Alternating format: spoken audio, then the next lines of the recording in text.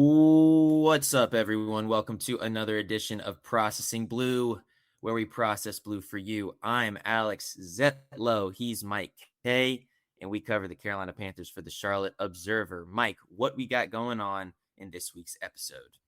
Well, Alex, we got a ton going on, frankly. We're going to break down the undrafted free agent class who will be making their debuts this weekend at Panthers rookie minicamp. We'll also be interviewing one of those guys, Duke defensive tackle Aaron Hall, in the middle of this episode. So make sure you stay tuned for that. We're also going to have like a pretty big ACC draw of a podcast because we're going to talk to the Durham native and we're going to get his feedback on another undrafted free agent who's led to a lot of chatter within the fan base and the media group and all that stuff. But Alex, what do you want to talk about right now? Well, let's just talk about the guy that he who shall not be named, apparently, Haynes King.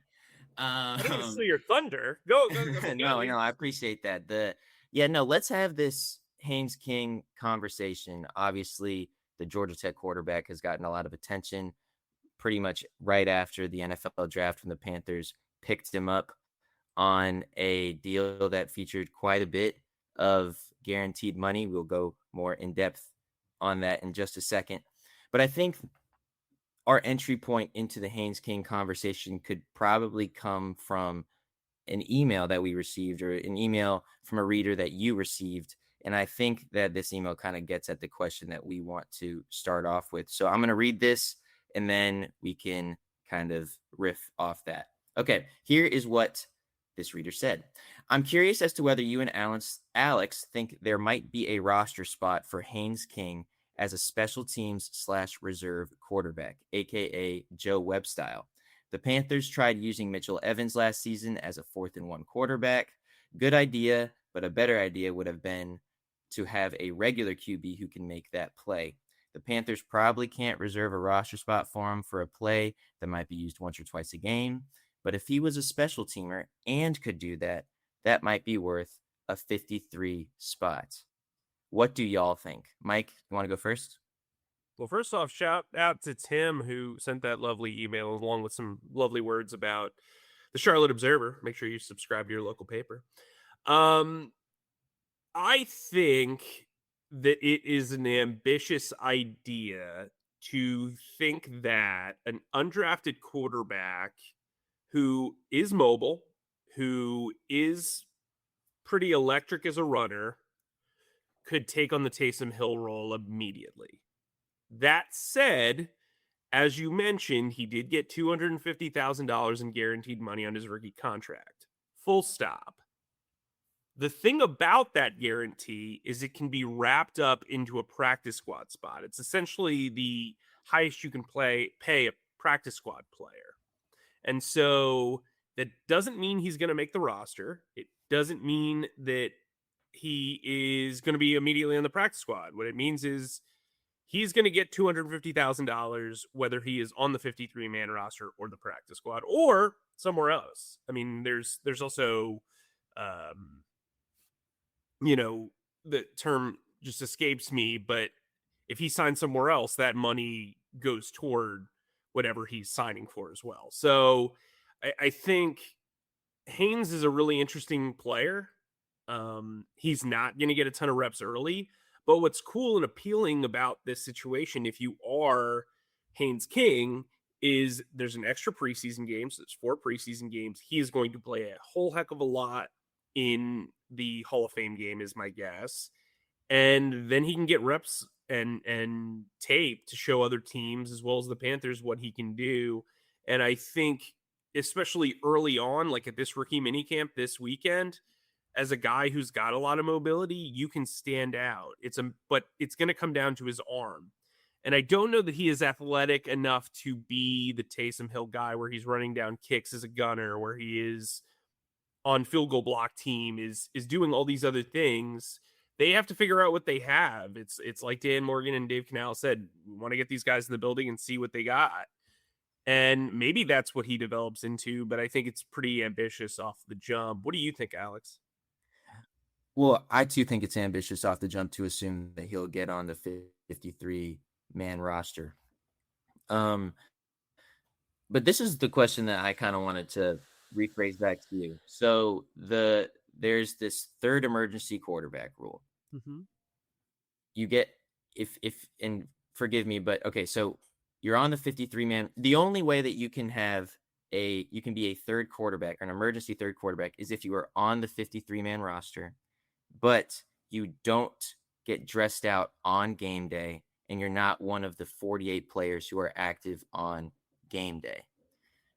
Mike, is there a world in which the Panthers and this is if a lot of things go right. This is if the like Haynes King has just a marvelous training camp and he makes himself invaluable and the Panthers you know carve out a certain portion of the playbook for him and for him specifically, whether that be in the short yardage, whether that be in the red zone, whatever.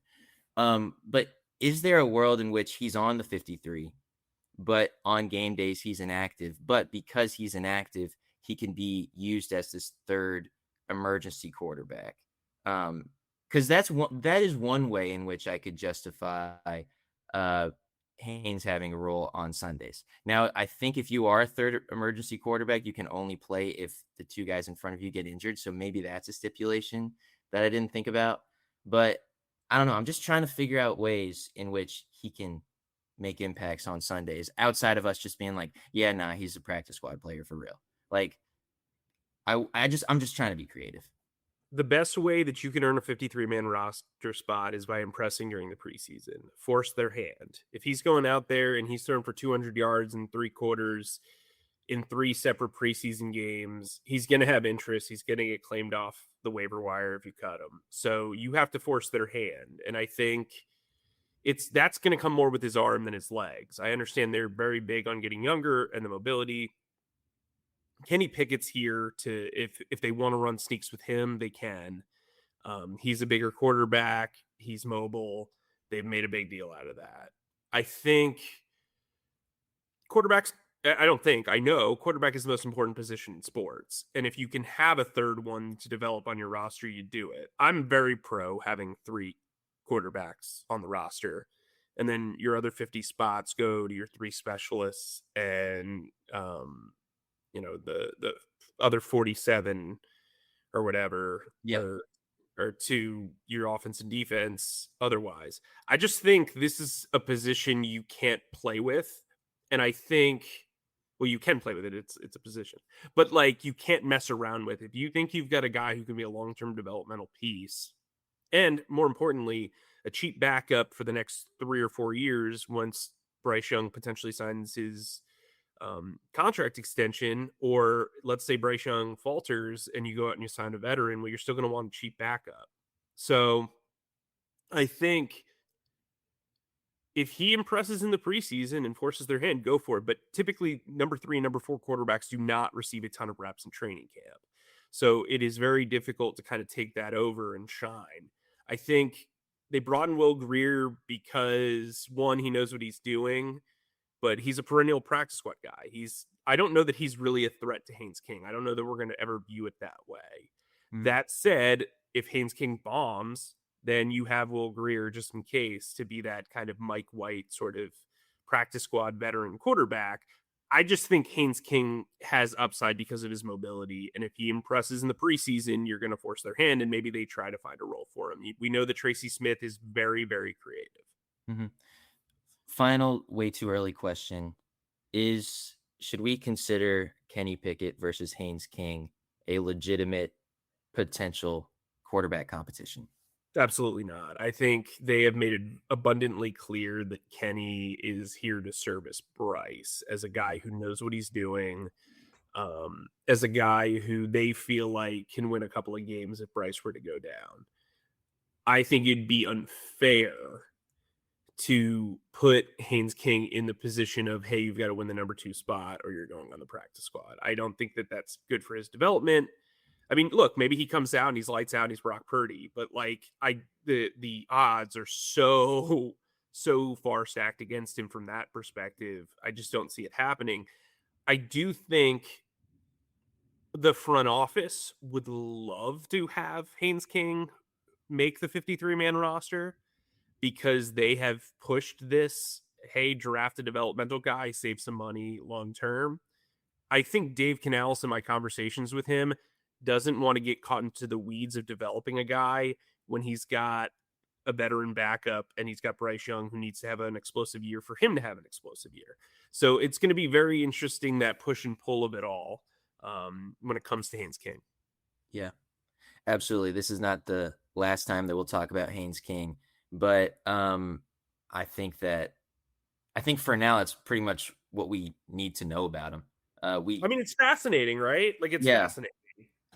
it truly is, and we still haven't seen him in like on the field running, throwing. That'll come later this week for rookie minicamp, as you mentioned at the top of the show. So good stuff. However, as a lot of people know, and as everyone should know who listens to this podcast, there are other undrafted free agents that the Panthers signed beyond quarterback Haynes King.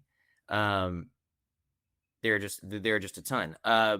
Who, and this is the next segment that I think would be good to talk about. Who do you think has a chance to make the 53-man roster from the undrafted guys that the Panthers signed a couple weeks ago? And this is an important conversation because in 2025, 3 undrafted guys made it from training camp. Those 3 guys: Corey Thornton, linebacker Bam Martin Scott, and kicker Ryan Fitzgerald. In 2024, 3 others made it. Damani Richardson, my guy, Jalen Coker, and center Andrew Rain. So Dave Canales believes in undrafted free agents and giving them chances. And at least last year, Corey Thornton, right before he sustained a season-ending injury, was kind of growing in his role on this defense and was really important in that second Atlanta win that the Panthers had. And obviously Ryan Fitzgerald was in the running for Rookie of the Year for the Panthers last year. So not for the whole league, obviously, but like for that team, he was among the most valuable rookies in that locker room. So gotta keep a close eye on these undrafted guys. Mike, why don't you go first? Who is your undrafted rookie that you Well, think right now could make the 53-man roster? so I'll say this. One, when I look at undrafted rookies and their opportunity to make the roster, I look at the entire roster and see where the weak points are in their depth chart. So it's less about that player or prospect and more so about the gateway to a job. I'd also say that this year, in just doing, I'll have an in-depth breakdown of our depth of like analysis of the depth charts. Sorry, my brain just like turned off there. Sorry, ADHD is everywhere.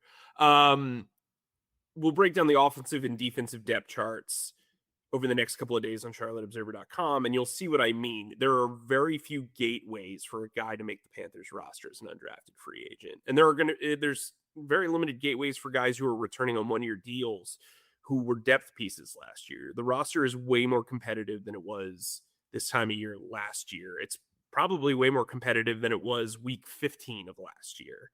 So it's going to be interesting to see, based on how everything shakes out from injuries and talent and all that, how this all plays out. I am not going to pick Aaron Hall because he is going to be a guest on our podcast, but if I had to say who has the best gateway to an undrafted free agent job, it would be Aaron Hall. We obviously know that the group defensive line is headlined by Derek Brown, Bobby Brown, Turk Ward, and they drafted Lee Hunter in the second round. Those 4 guys are guaranteed to be on the roster in week 1, either because of their salaries or their talent. After that, it feels like a pretty even playing field. Cam Jackson needs to kind of lose some poundage and kind of assess himself and get better in a big hurry. In year 2, LeBron Ray has been a journeyman kind of rotational player for Evero over the last 3 years. Not really big on the stats standpoint, but he can fill roles. He's kind of like a poor man's A'Shawn Robinson, where he can play all 3 spots, but he's not going to be proficient in any of them. And then you've got Jared Harrison Hunt, who I really like, but he has yet to take a snap in this defense at all in a regular season game. So when you put Aaron Hall in there, who has some pretty good traits, I've talked to some scouts around the league. They like him. He's a guy that could assimilate to the lineup pretty easily, potentially be a LeBron Ray replacement, competition for Cam Jackson. I also think the fact that Lee Hunter is mostly a nose tackle first, that kind of hurts Cam Jackson a little bit. And so maybe Mm. Hall kind of sneaks in as a backup defensive end. I think there is opportunity for him to shine. I'm not going to glam up the undrafted class or just because he's our guest say, hey, I think, this guy's got a great shot. I just think from a gateway perspective, if I look at all 11 undrafted free agents, the guy with the best opportunity to make the roster, in my opinion, is Aaron Hall. Who you got? Well, that's the logical way to look at it at this point in time and say, okay, where are the Panthers the weakest in their positional depth charts, and what undrafted free agent guys can come in and make an impact. I'll go with cornerback Devontae Smith. And no, this isn't the Devontae Smith who catches touchdowns in Super Bowls from Jalen Hurts. This is a 4-year player at Alabama and then a 1-year player at Notre Dame, who in limited time at Notre Dame really made an impact. He opened some eyes with his athleticism at his pro day. He can jump really high, 43-inch vertical jump. He had a sub 4.5 40-yard dash. And he, like we have said over and over again, he fills a need that the Panthers need. I think he could be a pretty productive nickel corner, or a compelling nickel corner is probably the best way to put it. And he'll be competing with a Caleb Evans and Shaw Smith-Wade in those roles. Caleb Evans has kind of become a special teams ace for the Panthers. And so, hey, if Devontae Smith can find a way to make an impact on special teams, you never know. You never know with him. Do you have anything to add about Devontae Smith, Mike? Yeah, I kind of agree with you. Like, I think he is a guy that fits kind of the more traditional nickel corner role. My concern would be his measurables, as we always talk about with EJ. They want long, lean, tall guys. That's not what Devontae Smith is. Devontae Smith is like a traditional nickel corner, and so I'm curious as to how they view him. Perhaps they view him more as a free safety than they do a nickel, which would Mm, be kind of interesting. Again, he is kind of, I mean, not really what they go for at like 5'11 and 195 pounds at the corner position. So I right. think for him, it's going to be, hey, can you make a standout on special teams? Can you be a gunner? Can you run down kicks? What can you do there? And then from there, it'll be how can you make an impact on defense long term? I think the battle at nickel corner right now is Corey Thornton and Shaw Smith Wade. And I think they're comfortable with that. Will Lee obviously is in the mix. And then they have a Caleb Evans. So you're looking at if they keep Shaw Smith Wade, Corey Thornton, a Caleb Evans, and Will Lee behind JC Horn and Mike Jackson, that's 6 right there. And so can you force them to keep a 7th corner, or can you force one of those guys off the roster? And I think that will be a compelling situation for Smith. We also know that injuries happen.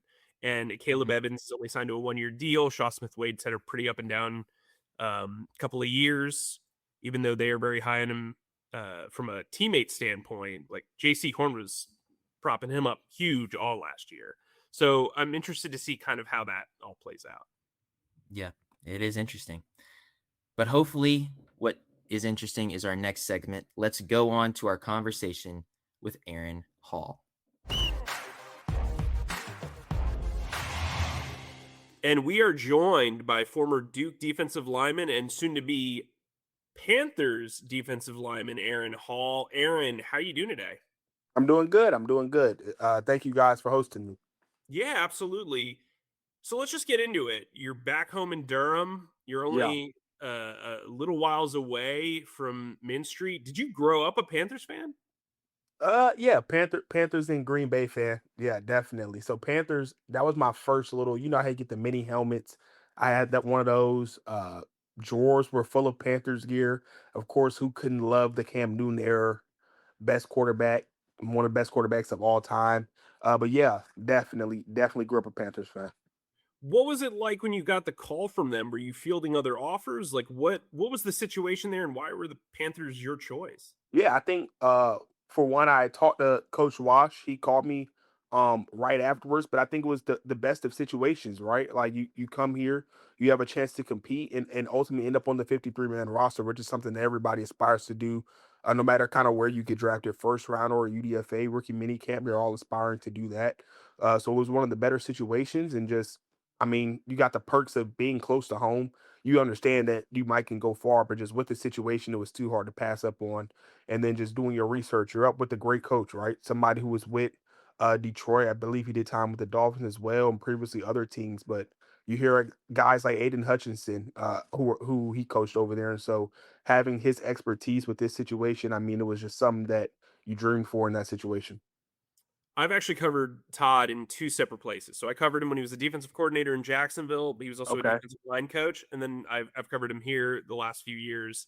He's a pretty shoot you straight type of coach. Yeah. Yeah. He'll get after you during rookie minicamp. You will hear it. Yeah. You brought up his expertise, but just in his conversations with you, his temperament, what stood out to you about him? I think so far, it's just been the kind of baseline temperament, I want to say so far. I don't think anything has stuck out to a sense of where we're getting like the getting after us hard style type of coaching just yet. But like you said, I mean, Thursday, Friday, Saturday is right around the corner. Can't wait for it. And so I think that's where we'll see more of that. But right now, just based off the fact, I mean, he understands that to come in here, you got to put your nose to the grind, you got to work. And so just by him stating those little couple of lines, I kind of just understand where this is going to take us, and I can't wait. Y- You brought up the opportunity. The Yeah, Panthers drafted Lee Hunter in the second round. You obviously are aware of that. They've got yeah. Derek Brown there, Turk Wharton, Bobby Brown. But there seems to, after those four guys, there seems to be like an open competition of guys kind of entering on the same floor. I'm just curious, when you look at that defensive line, what opportunity do you see in front of you? Yeah, I think I see the opportunity to come in and play anywhere, right? I think one of my biggest perks is that I was versatile. I played defensive tackle, three tech nose guard at Duke. I got to the East West Shrine Bowl game, and Coach Montgomery from the Bengals was able to throw me in at the defensive end and play big end. And so, just for one, coming in and being versatile and realizing I can take snaps from where all those guys play and kind of freshen them up. I know some people don't understand that part of the game is taking that pressure off of Derek Brown Jr. so that he's fresh in fourth quarter clutch time. And so I think just being able to do everything down the line is the greatest opportunity that I'm able to see come in. You brought up the Shrine Bowl. I was there in Frisco when everybody was getting snowed in. Yeah, It was like a Duke party. yeah, Wes Williams, like all those guys, just kind all your teammates really kind of shined there. yeah, yeah. I'm just curious after winning the ACC outright and doing all that you guys accomplished this past year, how much momentum did you guys feel all coming in the draft and leaning on each other during this draft process? Yeah, we felt a great deal of it. I mean, understanding that for one, that was just a big stepping stone for us and for the program. Something that we can hang our hats on, right? I mean, that season ended, and granted, that was our last one. But just coming out of there and being able to say you're ACC champions, a lot of people, especially football guys who pay attention to the sport, who pay attention to teams and conferences, for one, understood that. We heard about it a lot, and then just understanding we had the opportunity to do that and show that we were a big time program within that conference. And so just continue to lean on that and lean on each other. We took a hard road to get to the ACC. A lot of people know we lost some games we shouldn't have lost, but got the blessing to kind of rewrite those losses. And so just understanding using that opportunity to see and feel how strong we were as individuals coming from that program was everything to us after the postseason. And so that's what was huge. You brought up the long road. You in the NIL period, it's very rare to see a guy stick to a team for 5 years Yeah. and really kind of finish the mission, so to speak. You were a two-time team captain. You got to hold that trophy at the end. Like, what does your tenure, the way it started to the way it wrapped up, mean to you as a guy who grew up down the street? Yeah. I mean, it means everything. I tell people all the time, I've been a Duke fan since I was a kid. I moved to Durham, North Carolina, from Los Angeles, California, around 3 years old, and so I've always claimed Durham. It was a school I always wanted to go to, and so being able to finish there, for one, it was the people and the culture, right? I mean, uh, I know others try to talk about theirs a lot, but I think you kind of see it with the Duke guys. You only bring in one type of guy, and I mean, you hit names, but there's a ton of them: Wes Williams, the Brian Parkers, the VJ Anthony's. All of these guys are the same, respectful, gritty, getting it out of the sewer type of guys. And you bring in those same exact coaches, which go down to the Harlan Bowers, who just moved up to the NFL, or the David Feelys, who's the strength coach, or the assistant strength coaches, Coach Bishops, who's there. And so, I mean, I think that's what it came down to for me. And I think just being there and having those principles continue to be instilled in me over the past 5 years, even with three different head coaches and four different defensive coordinators. I think just Duke bringing those same type of guys and instilling those same type of principles. I mean, it means everything to me. I wouldn't be here. I wouldn't be the player or person I am today without having that group of individuals continue to just come through the building and shape who we are and who I am as a player. So the helmet remained the same, but there wasn't necessarily a static opportunity at Duke. You like you said, you had defensive coordinators almost every year Yeah. come in and out. You had different head coaches. How much do you think playing in different systems, playing for different coaches, will help you kind of acclimate yourself heading into not only rookie minicamp but this offseason? Yeah, I think it's something like I mentioned before. This is a tremendous perk of mine, being able to learn fast and on the fly. I mean, like I mentioned, I've had four different defensive coordinators. I've had four different position coaches, three different head coaches, and so with these different schemes, with the different terminology, the different way these guys coach and maybe teach techniques, I think it's something that's just done wonders for me. It was a reason I was able to go into the East West game and able to adapt so quickly and able to play different positions. And I think it'll be one of the reasons that I'm able to be versatile coming into the Carolina Panthers off season or rookie mini camp and OTAs and training camp, and just being able to help those veteran front runner guys who are already there. And so I think it was everything. It allowed all of us to learn different techniques and positions, allowed us to learn how to play them differently. And so I wouldn't trade that experience for the world. Another perk you have is having a father who played at a high level, played at University of Utah. How much has your father Anthony had an influence on you? Yeah, I mean, a huge one. He put me in football when I was 5 years old. So when I say I love the game, I love it. I've been playing it forever. But I mean, he was a guy who he played offensive line and defensive line, and of course, you grow up playing the skill positions, right? I was running back and middle linebacker.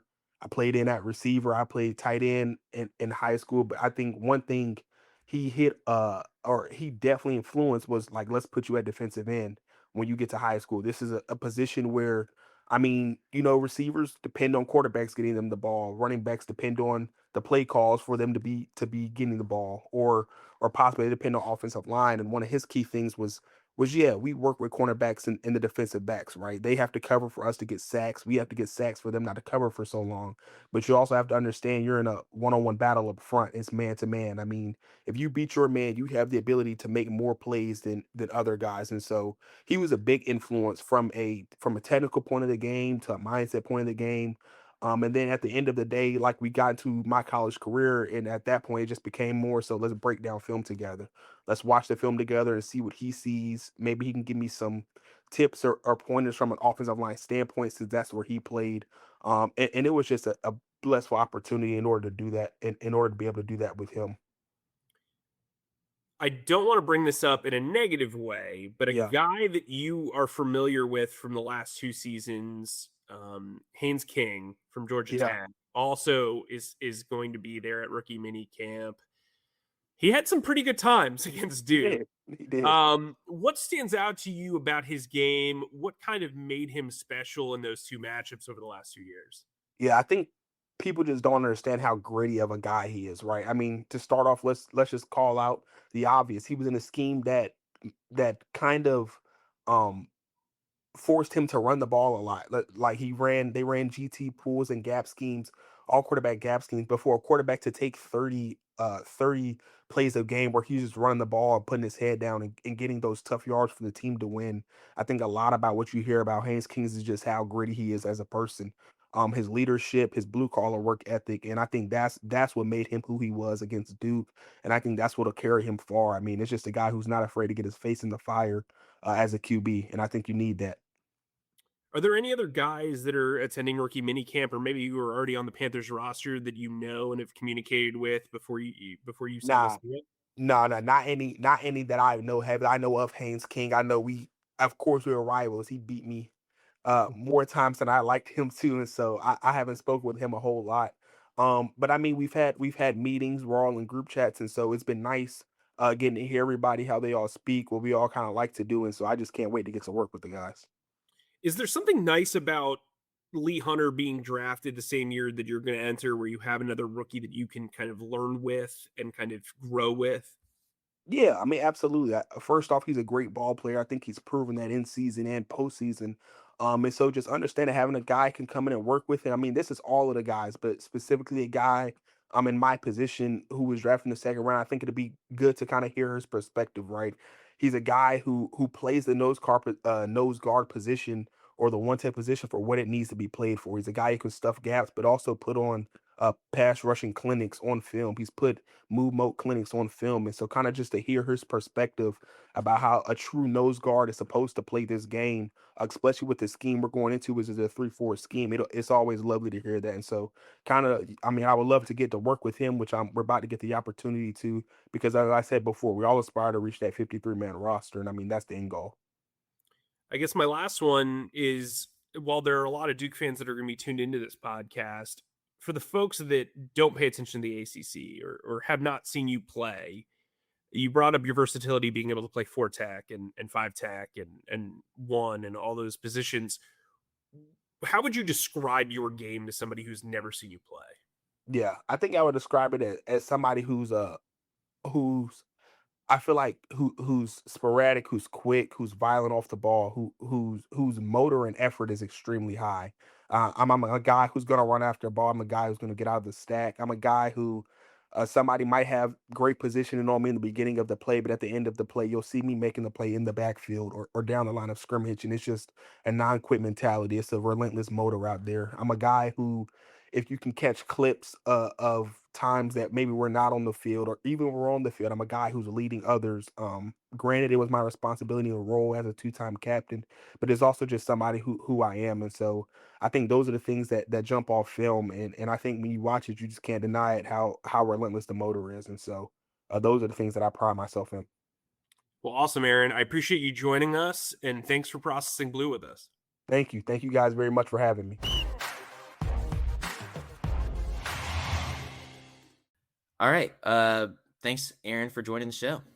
Yeah, that was fun. You know, it's really nice to talk to somebody who has the perspective of really growing up in college football. 5 years at Duke, now getting the opportunity to live his dream not too far away from his hometown of Durham, North Carolina. I just think that's a pretty cool perspective to have. I know you're a big fan of the local angle, and I think, well, he went to a rival college to yours. I think that what's really cool about his story is that he, like I said before that segment, is he is entering a room with a lot of known talent, but also a lot of opportunity to carve his way into it. And I think Yep.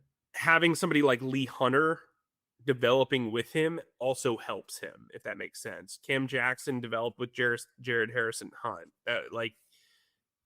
There is something to that connective tissue, if you get what I'm saying. And so T-Mac was developing with Jimmy Horn. Like, when you have another rookie in your position room that you can kind of lean on, I think that kind of helps you. Nick Scorton and Prince Iman Milan. It just helps you develop too, because you're learning together. And I think Aaron's got the right attitude coming into here and trying to win a job and trying to earn his spot. But something I wanted to talk to you about when we talk about earning spots is the veterans still out in free agency. We didn't really get to talk about that Right. after the draft. You and I have cooked up a segment that you should lead, but I'm excited to get into the segment because I think that we've got some insight here that you won't find anywhere else. Yeah. No, let's get into it. Is there anyone still on the free agency market? And we're not talking undrafted free agent guys anymore, undrafted rookies anymore. We're talking people who have been in the league for a while. Is there anyone on the free agent market right now who the Panthers should at least consider going out in signing. We talk about pathways to roster spots. And if you look at the trenches, you look at the guard depth here. Mm-hmm. Yikes. It's Chandler Zavala, Sadiq Charles, who hadn't played. He played a little bit last year, but hadn't played in a couple of years. And then a bunch of guys you've never heard of. It's time to call Brady Christensen. And my understanding is Brady's hope is that he will be fully cleared by training camp. I'm not saying you have to sign him this very minute. You don't have to sign him during OTAs, but at some point between June and July, Brady Christensen should be back. He is more talented than both of the backup guards they have currently on the roster. We saw what happened when Robert Hunt went down and there was a turnstile at guard last year. I just think Brady can play every position. He doesn't have to worry about center this year because you got three guys in Luke Fortner, Sam Hecht, and Nick Samak competing at center. You can cross-train him at guard. You can cross-train him at tackle, get him those reps. I know he's coming off Achilles surgery, but he's a guy that knows the blocking scheme, knows the coaching staff, knows the offense. And I think he can be a veteran amongst that group. He can also potentially save you a roster spot on game day because he can play every position. And I think if he was thrust into a spot where he had to play center or he had to play guard or he had to play tackle, he wouldn't blink. I think oh, sorry, go ahead. No, because he hasn't blinked in the past. I don't Right. I don't mean to cut you off, but like, how has this not happened already? I think that's something that the listeners might. I think that's a question they might have. Why haven't the Panthers called him yet? Well, I think part of that is why rush if he's not going to be cleared till July. Why rush him in there? Maybe you can find a gem amongst undrafted free agency. Maybe you're trying to figure out in the offseason program which pieces work that you brought back on futures deals. I agree with you. I thought that this would happen much sooner, but it's the waiting game, and I think people are concerned when a guy is having his third surgery in 3 years, and the bicep, the knee, he's really just like gone through it, and he's a guy that I think is kind of punished for his versatility. I think, when you're good at a bunch of different things and you're not going to necessarily be positioned to be the starter. It's kind of part of the reason why I think Luke Fortner is now kind of at a disadvantage and that he can play guard in a way that Samak and Heck really can't. They're centers only pretty much. So to have them as a backup when you have just a specific center only, that can get you into trouble. That's why we saw Nick Samak inconsistently active last year. So yeah, I would call Brady. I think Brady's someone someone you can trust. As a backup, you don't really have to worry about his injury history as much. But yeah, that's kind of where I'm at. Because here's the thing. Let's say Freeling wins the left tackle job, and then Walker is a mopey moose about it. And get a trade offer for a 6th-round pick. Well, then Stone Forsythe's your swing tackle. Because that's the right move to make for the future. Well, if you have Brady there, then you have extra reinforcements. And so I think this gives you what we talked about with Freeling, optionality. And I couldn't be a bigger advocate of Brady as a person and as a teammate than I am, because I've seen it in the locker room. He's a guy who encourages people to start over him. He's a guy who will look at tape with younger teammates. He'll develop guys. He'll help answer questions. Like, he does everything you'd want in this culture. Oh, and by the way, he can play all 5 positions. Is there a guy that you think out there makes sense for the Panthers beyond Brady Christensen, who I think you're in lockstep with me on?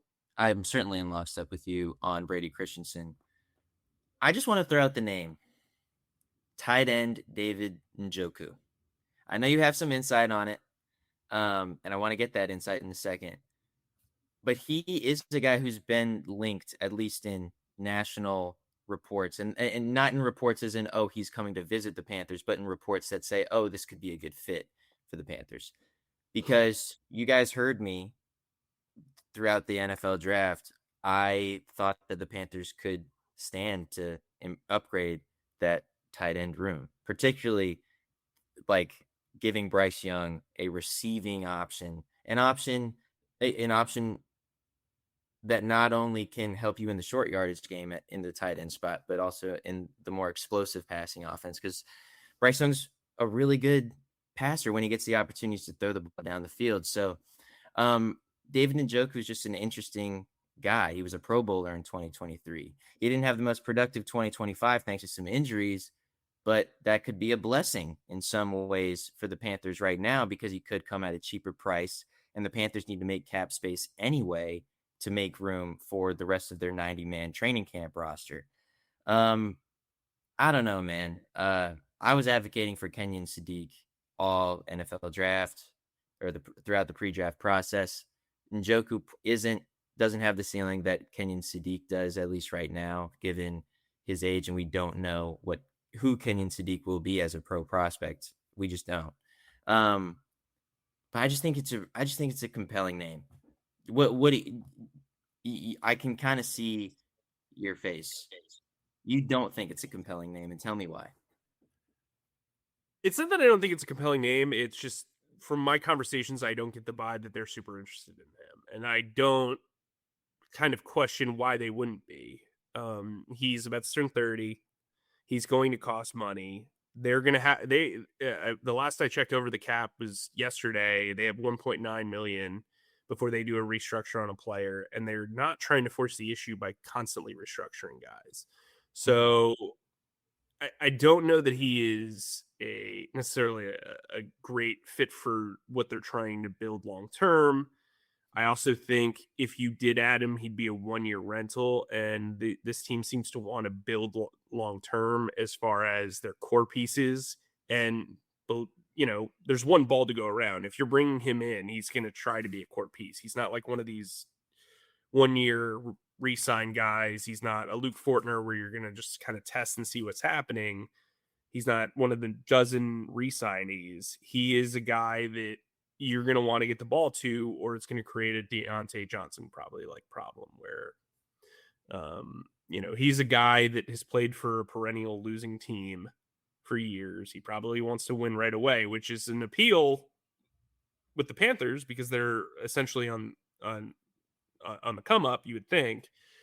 But I also think this team really likes what they have in their two-way tight ends. They like Tommy Tremble. They like Mitchell Evans. I think they still need to figure out what JT Sanders is when he's healthy. I don't get the sense that they are anxious to add to that room because really they've added some premium players to the wide receiver room, and there's one ball to go around. I think Chris Brazzell does a lot of unique things for this offense, which kind of forces you to use more 11 personnel than you would 12 personnel. And I think Njoku's best usage would be in 12 personnel, where you would have a natural blocker like Tommy Tremble on one side and Njoku on the other. And I'm interested to see what kind of happens. Zach Ertz is out there. He's obviously an older player too. He'd probably be cheaper than Njoku if they really wanted to go that move tight end route. But I also think like they were fine last year without a tight end like that. And I don't know that this offense wants to get 500 to 600 yards out of one tight end. I think they're very content with getting 500 to 600 yards out of 3 or 4 tight ends and having their wide receivers be the straws that stir the drink. Remember, Jalen Coker has been out of the lineup or in and out of the lineup due to injury over the last 2 years. But when he has flashed, he has really flashed. And you want to get the ball to him. You want to get the ball to T-Mac. You want to get the ball to Brazzell. If Leggett turns things around, you want to get the ball to him. And so at what point are you forcing the ball to the tight end? And I think that's kind of the way they look at it, especially when you've got a guy who's 30, who has his playing inconsistencies. He's a talented player. I was at his pro day at which makes me, I can't believe he's been in the league as long as he has. And he's an athletic freak, but I also think you've seen a lot of inconsistency, especially with the quarterbacks that he's played with over the last few years. I don't necessarily think he is not necessarily, he'd be a difference maker, but I don't know a difference maker enough to elevate this offense to a different level. I understand. Look, tight end's my favorite position. Would it be fun to cover and watch a team that has like a franchise flag bearer at tight end? Absolutely. I just don't get the vibe they're in the rush to sign a guy to a 1-year deal for him to want all these targets and then he doesn't get them, or it wrecks the ecosystem. We talked about this in the podcast when we were talking about Kenyon Sadiq. If you bring in a wide receiver, it doesn't really interrupt the ecosystem. If you bring in a tight end who needs the ball, which is what Njoku is, he's not really the best blocker. He's not a two-way guy. How does that interrupt or throw off the offensive ecosystem and the rhythm? Again, I think Njoku is a really talented player. I think whoever signs him is getting a really talented player. I don't think he's talented enough to where you're going to alter your ecosystem. And it's very clear with what they do with Brazel, with some pretty talented tight ends on the roster or on the board, that they want to push the ball vertically. And I think that's the way they want to do it. Yeah. Now that makes a lot of sense. The Zach Ertz name is also compelling too. I know he's your guy. But okay, anyway, that's something to think about. I would not advocate for that, by the way. I think they need to continue to. They have a lot invested elsewhere. I think you focus on the pieces you have. I think they have shown a crazy amount of trust in Tommy Tremble. And by crazy amount, I mean a lot. Not it's crazy to have that type of trust in him. And I think he did exactly what they wanted him to do last year, even coming off a back injury. I get what they're trying to accomplish there. I also think Mitchell Evans has some pretty high upside. So, yeah, absolutely. Well, Mike, good stuff. Is there anything we need to touch on before we get on out of here? Yeah, before my brain melted earlier, we've got an offensive depth chart analysis that's up on charlotteobserver.com today, Wednesday. And then Thursday, we're going to look at the defensive depth chart. Alex and I will be at rookie minicamp covering Friday and Saturday. We'll have all your coverage there. We'll have notebooks. We'll have reaction. And then we'll be right back here next Wednesday to break it all down. We're very excited about it. It's time to get into evaluation mode, and we appreciate you guys joining us. And with that, here we go. Thanks, as always, for listening to our pontifications on all things Panthers with Mike Kaye and myself and our wonderful producer, Zach Dennis. Please subscribe and follow us on Spotify, Apple Podcasts, or wherever you get your podcasts by searching Processing Blue. And if you watch us on YouTube, please subscribe to our YouTube channel and click on the bell icon to get notified whenever new episodes drop. And finally, please be sure to stick to charlotteobserver.com for all of your Panthers needs. Mike, stay humble, stay creative, and keep processing. Zach, that's a wrap.